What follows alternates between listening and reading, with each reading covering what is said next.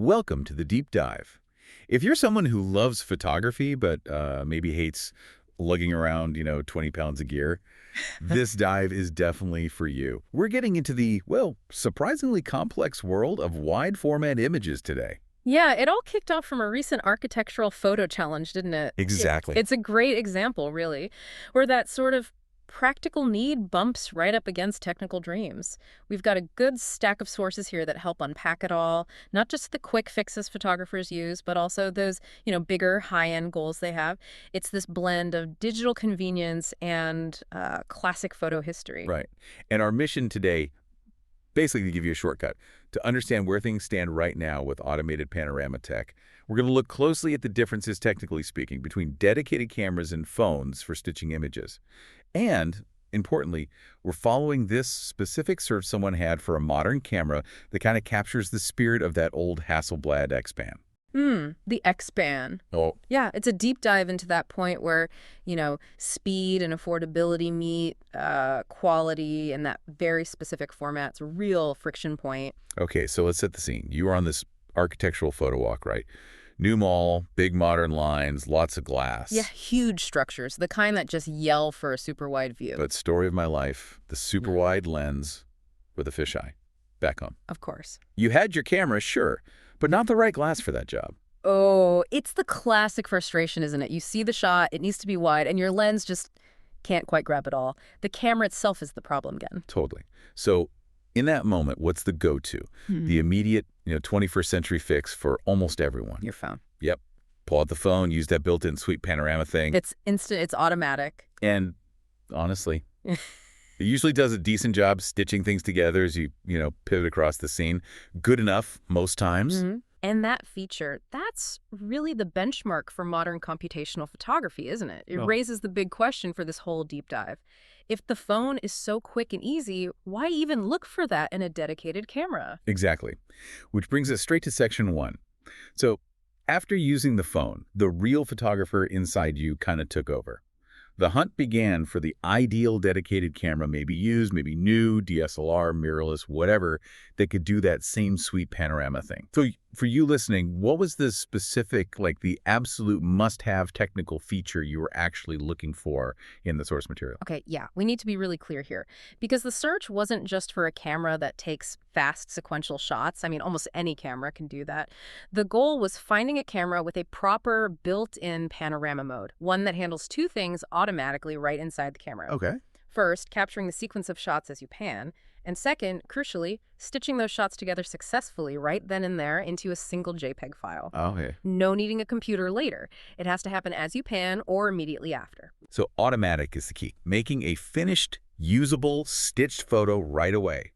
That's a big difference. Huge. Because if you're going to shell out for a dedicated camera, you want that phone-like convenience, right? But with the better sensor, the dynamic range. Exactly that. And the initial research, looking through the notes, it shows this feature does exist. It's out there. Pinpointing the absolute best brand or model, that's still a bit tricky. But quite a few DSLRs and mirrorless cameras do actually have this automated stitching. But, and here's the first little hurdle. It's not on every camera, not by a long shot, and that kind of tells you something about who they think is buying these cameras. Right.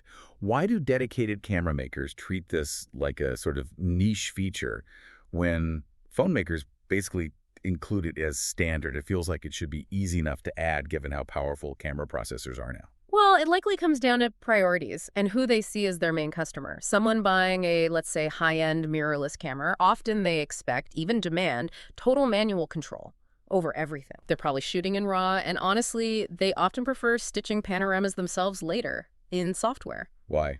Why prefer doing it later? What's the advantage? Mostly, it's about resolution and ultimate control. When you stitch manually in something like Lightroom or dedicated pano software, you can align things perfectly, pixel by pixel. You can end up with a massive file, maybe 100, 200 megapixels sometimes, just absolutely maximum quality. Okay. If the camera does the stitching itself, it's usually balancing quality with speed and usability, which means often sacrificing some of that raw resolution, maybe some dynamic range. For a pro shooter, that computational convenience often takes a back seat to getting the absolute best possible file integrity. Gotcha. So if you're specifically looking for this built-in auto-stitch feature, you're looking for a camera that's prioritizing speed and convenience. Yeah, Maybe over that traditional pro desire for maximum control and messing with it in post. pretty much. It narrows the field quite a bit. Yeah. It kind of puts this feature in a middle ground, aimed more at the, let's say, advanced enthusiast who wants that nice sensor quality, but also wants the photo instantly. Okay, let's switch gears then. Section 2, the reality check. Affordability and speed. This is where the sources get really practical. So despite wanting that dedicated camera with the feature, what did the research ultimately say about the absolute fastest and, frankly, cheapest way to get that panorama shot right now? Yeah, the conclusion is, well, it strongly reinforces what we see in the market. The sources clearly state that for sheer speed, reliability, and just lowest cost, the immediate advantage. It's still with your mobile phone camera, maybe paired with a good third-party app if the built-in one isn't great, but honestly, the stock apps are getting really good. That makes sense just from experience. Yeah. But can we dig into why the phone is still winning that speed race? It's not just about turning it on faster, is it? I know. What's happening computationally? What advantages do phones have that even a modern dedicated camera struggles with for this specific task? It really comes down to specialized chips. Modern flagship phones, they're designed around parallel processing, specialized neural engines, AI chips, whatever they call them. Right. These chips are specifically optimized for these kinds of computational photography jobs, things like blending exposures quickly, correcting distortion on the fly, and doing that stitching fast and intelligently. When a dedicated camera tries to stitch a big panorama in camera, it's often using its main general-purpose processor, which might be powerful, but it's not necessarily optimized for those specific blending and alignment tasks. Ah, okay. So the phone is like a specialized instant panorama machine because its chips are built for it. Yeah. Whereas the dedicated camera is still fundamentally designed to capture the best possible single photo, and stitching is kind of secondary. That's a great way to put it. Exactly. So the result is the phone gives you an instant, corrected, ready-to-share JPEG panorama in, 5 seconds? Often doing a surprisingly good job fixing minor hand wobbles, too. Whereas a dedicated camera, okay, it might produce a high-resolution file if it has the feature and if it works well, but the process itself is often way slower. Sometimes it feels like it's churning away for a minute or two before you actually see the finished pano in camera, if it manages it successfully at all. This creates a real dilemma for you, the listener, doesn't it? Yeah. You want the amazing image quality you get from a dedicated camera's sensor, but you also want that instant workflow that the phone absolutely nails right now. You end up trading speed for potential quality. And that trade-off, that really defines this whole search we're talking about. The person looking for this is basically challenging the camera maker, saying, hey, why can't I have both? Why can't I have the big sensor and the 5-second processing? It definitely highlights a maybe strategic gap in what dedicated camera companies are prioritizing right now. Right. And this tension, it leads us perfectly into Section 3, which is less about the nuts and bolts and more about aspiration, history even.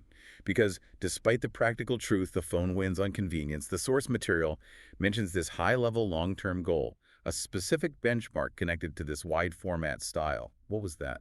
Yeah, the notes explicitly mention this desire, this ongoing search for a digital Xpan camera.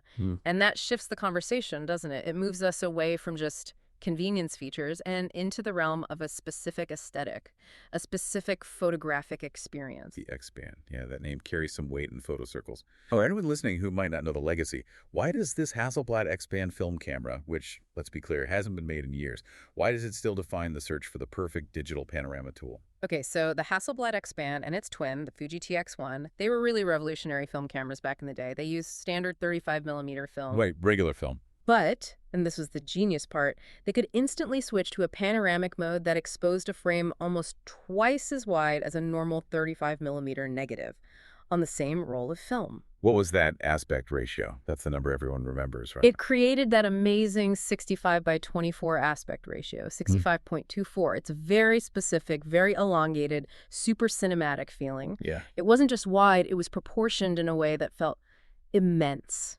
immersive. And for architecture, like that mall you were shooting, that ratio is just gold. Why does that specific format work so well for buildings and structures? Well, think about standard wide-angle lenses, especially the really wide ones. They often give you perspective distortion, right?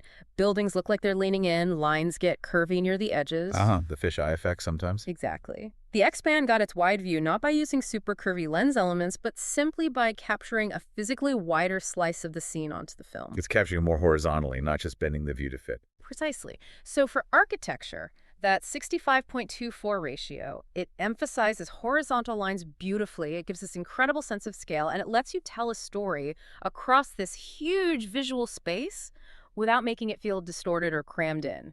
When someone says they're searching for a digital Xpan, they're not just looking for an auto-stitch mode anymore. They're looking for a camera system that can somehow natively replicate the feel, the proportions of that iconic panoramic negative. Wow, okay. That puts the search in a whole different light. Right. It's not just wanting a convenient feature anymore. It's wanting a premium format, basically, baked into a digital camera. It connects that workflow desire back to a very specific artistic tradition. Totally. And that search, it's incredibly hard. Because getting that true Xpan feel digitally, it either needs very specific, probably expensive sensor masking or cropping in camera, or, more likely, a really high-quality multi-shot stitch that's specifically optimized to hit that exact ratio. And that's just not a standard feature you find on most dedicated cameras today. So wrapping this up, what does this whole journey mean for you, the listener? We've gone from, needing a quick shot of a building with your phone, through the technical weeds of finding auto-stitching in dedicated cameras, and finally connecting that whole search back to this powerful, almost mythical aesthetic legacy of the Hasselblad Xpan. Yeah, if you look at the big picture here, the sources really highlight how today's photographer is kind of pulled between these two strong forces. On one hand, you've got the sheer, undeniable efficiency and convenience of the phone. It does the quick, cheap, immediate job perfectly fine most of the time. But on the other hand, you have the, technical quality, the aspirational feel of dedicated gear. Right, but the Xpan thing adds that crucial third element, doesn't it? Nostalgia, aesthetic perfection. It suggests that even when camera companies build shiny new digital tech, the ideal form, for some people, is still measured against those tangible, maybe even tactile film formats of the past. The digital solution doesn't just have to be convenient. It needs to perfectly mimic a specific revered look and feel. Absolutely. That search for the digital Xpan, it's really the search for that perfect marriage of modern digital ease of use and that timeless film quality. And the fact that this specific camera idea keeps coming up in these discussions, it just shows how incredibly influential those design choices from, nearly 30 years ago now for the Xpan still are today. It really feels like the digital age is still trying to perfectly bottle that particular lightning. I think so, yeah. It's a challenge for engineers and marketers, definitely. So here's a final thought for you to take away, building on all this tension we've talked about today. Given that we've established the mobile camera is the quickest, most affordable way to get these sweet panoramas right now, does this ongoing search for a digital Xpan built into a dedicated, probably premium camera, does that reflect a purely practical need, like just wanting a faster workflow and a better camera? Right. Or is it maybe deeper, a desire for that specific, maybe tactile, aesthetically premium photographic experience, the kind you only get from a high-end, dedicated tool that's designed with that iconic heritage in mind? That really is the question, isn't it? It's the ultimate test for the dedicated camera market. Can they prove that the quality and the experience justify the extra effort, the cost, compared to just pulling out your phone? Something to think about. Anyway, thank you for joining us for this deep dive into panoramas, convenience, tech, and a bit of photo history. Always a pleasure. We'll catch you next time.